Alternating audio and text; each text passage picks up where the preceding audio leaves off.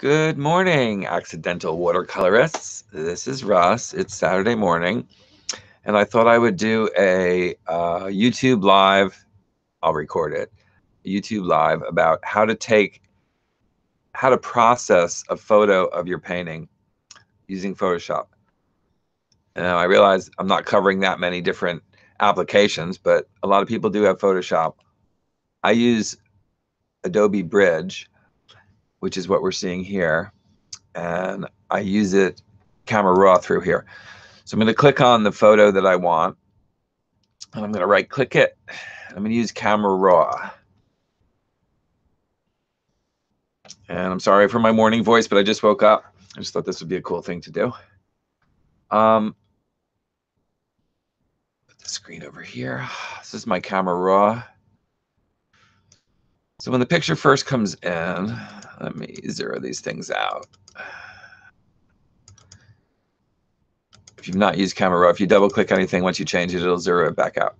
So this is how it comes out of the camera. I shoot under a fluorescent light.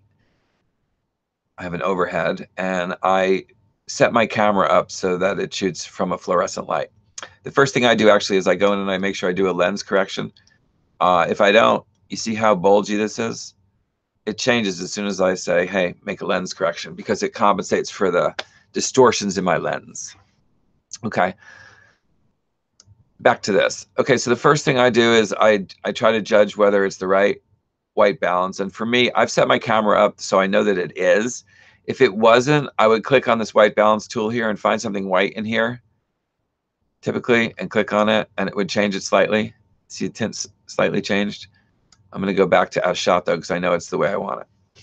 Okay, then for me, I have certain things I do. I try not to push things too much on here, but there are certain things that have to happen. I like to stretch the dynamic range a little bit. So I pull the black back a little, and I pull the white up a little bit, and it makes that curve a little bit wider. It's just by habit. I usually increase the clarity just a little bit, and sometimes, depending on the room, because the white light sucks it out, I'll bump the vibrance up a little, maybe 5, and maybe the saturation just a little bit, about 2 or 3. I have a problem with high saturated photos and paintings, and a lot of people will pull this slider way up here. The problem with doing that, sure, it's beautiful, but it's not going to do anything for us as trying to emulate it, and we're never going to know what paints we would use to try to make something look like Candyland. So double clicking this again, put it back to 0, 0, 0, 0. And maybe pop it maybe by 2 or 3, just a little bit. If I'm happy with that, which I am for this, I'm just going to say open image. It's going to open it up in Photoshop, which should be right behind here. Awesome. You can see my puppy was behind the picture here during the painting. Okay, so this is kind of what I really wanted to show you, because Camera Raw, I could spend a day showing you how to do different things in Camera Raw. And also, we're presupposing you've got a decent camera setup and decent lighting here. But notice I took the picture not straight on. I wasn't worried about taping it on a wall. I didn't have to square my tripod or my camera with the wall or anything like that.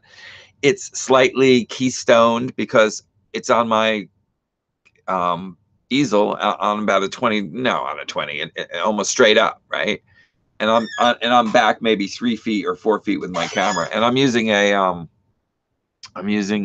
135 wide angle lens for this. Let's see here. Let's see. Okay, so first thing I want to do is I'm going to click on perspective crop, and then I'm going to find the corners. I'm going for upper, lower, lower, upper. And I'm going to hold down the alternate key. I'm going to click on the upper left corner. I'm going to hold the alternate key, and see, I'm just dragging this down to show you. I'm going to go back down to here. Don't crop it here. Just grab the whole painting. In other words, don't try to make it shorter. I'm going to go over to this corner. I'm going to go to this top corner.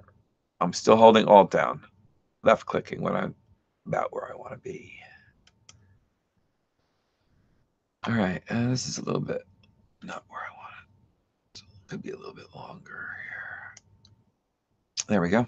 And I'm just going to press enter, and it will straighten the picture out.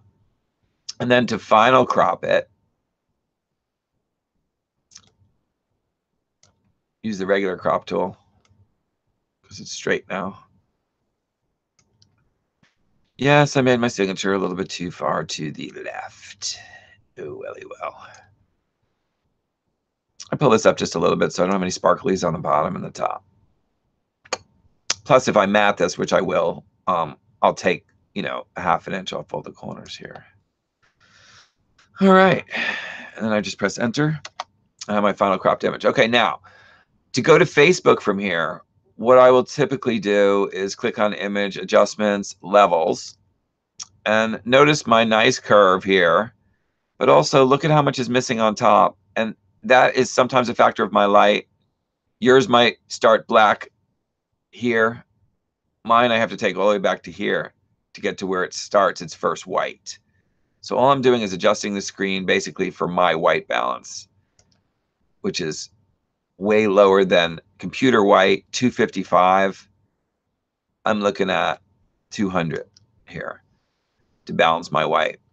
And it basically centers my curve here on the screen. And even forgetting about the technicality of it, the point is that the white in my sycamore will be like the white on Facebook. So things won't look gray unless I want them to look gray. And there you have it. And then, of course, I would save it.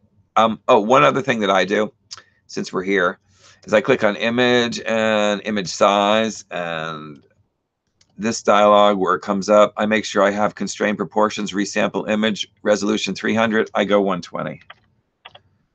Why 120? I don't know. It's arbitrary, but it seems to work, and it gives me a good size photo for Facebook. And then I would go File, Save As, and wherever I'm going to save it.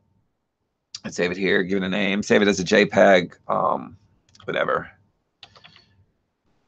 Trees in RGB.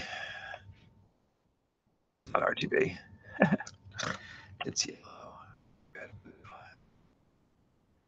Primary for the canvas, not for the screen. And that would be it. Oh, one more dialogue. You could change this from 12 to 10 or whatever if you want a smaller file, but it doesn't really matter. We already reduced it from 300 to 120.